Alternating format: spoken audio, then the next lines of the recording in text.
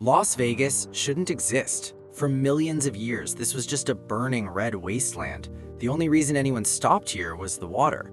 Hidden underground springs gave the valley its name, the Meadows. In 1905, the railroad arrived. It was just a dusty water stop between Salt Lake and Los Angeles. Speculators bought land for pennies in the dirt. They built a tent city overnight. It was lawless and dirty. But in 1931, two things happened that changed the world.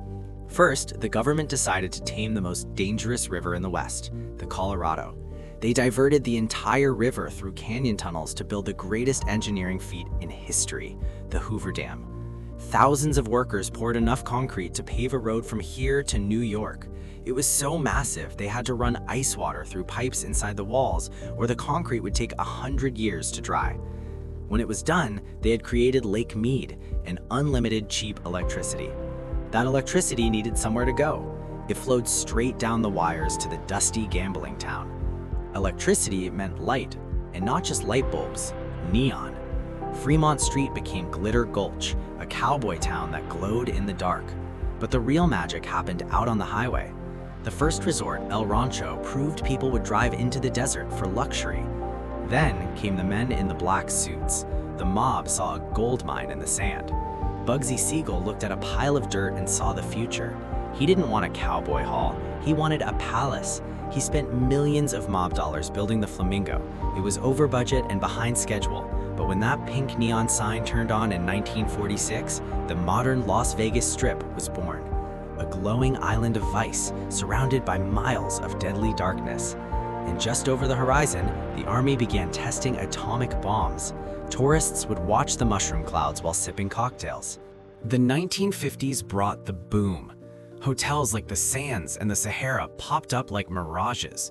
They drilled deep for water, creating turquoise pools that defied the burning desert sun. The architecture was atomic. The Stardust sign was a masterpiece of space-age neon and optimism. This was the golden era. Frank Sinatra and the Rat Pack turned Vegas into the capital of cool. In 1959, Betty Willis designed a sign that was never copyrighted. Welcome to fabulous Las Vegas. Then came Jay Sarno. He didn't want a hotel, he wanted an empire. He built Caesar's Palace to make every guest feel like a Roman emperor. But the mob's days were numbered. Billionaire Howard Hughes moved into the Desert Inn penthouse and bought the whole place. By the 70s and 80s, the city was losing its shine. It was becoming tacky, cheap, and dangerous. Steve Wynn changed everything in 1989. He built the Mirage, featuring a literal erupting volcano on the sidewalk. He proved you could charge for luxury. The mega resort era had begun. The corporations took over. They turned Vegas into a family theme park. They built a cartoon castle at Excalibur. They built a massive black pyramid at the Luxor with a light beam visible from space. The MGM Grand became the largest hotel on Earth, guarded by a massive golden lion. They even sank pirate ships every night at Treasure Island. It was a spectacle of excess. The Stratosphere Tower pierced the sky, proving there was nowhere left to go but up. Downtown fought back by covering the sky with the Fremont Street Experience, a digital ceiling of light. They cloned the world. You could ride a roller coaster through New York or dine at the top of the Eiffel Tower, all on the same street. But the family era failed. Vegas pivoted back to luxury with the Bellagio, replacing pirate ships with dancing fountains. The sand was gone. The Strip was now the brightest place on Earth. The new millennium killed the theme park. CityCenter introduced the glass era, sleek, modern, and expensive. The Cosmopolitan brought vertical luxury, stacking tourists in towers of crystal. Then the 2008 crash hit. Cranes stopped. Unfinished skeletons littered the Strip for years. But Vegas always bets on itself. It reinvented itself again, this time as a sports city.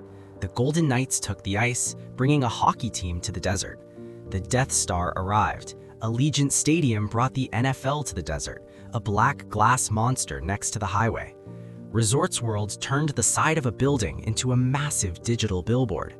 Downtown revived itself with Circa, the first new casino built there in 40 years.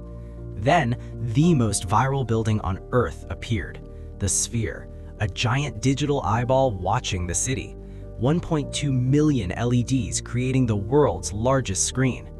In 2023, they repaved the entire strip to turn it into a racetrack. Formula One cars screamed down Las Vegas Boulevard at 200 miles per hour.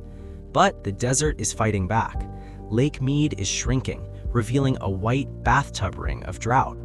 To survive, the city is building massive solar fields, harvesting the sun that tries to kill it. They are ripping out the grass and recycling every drop of water that goes down the drain. It is a battle between human excess and the harsh environment. Las Vegas is a miracle, a mistake, and a masterpiece, built on sand, fueled by greed, and lit by neon.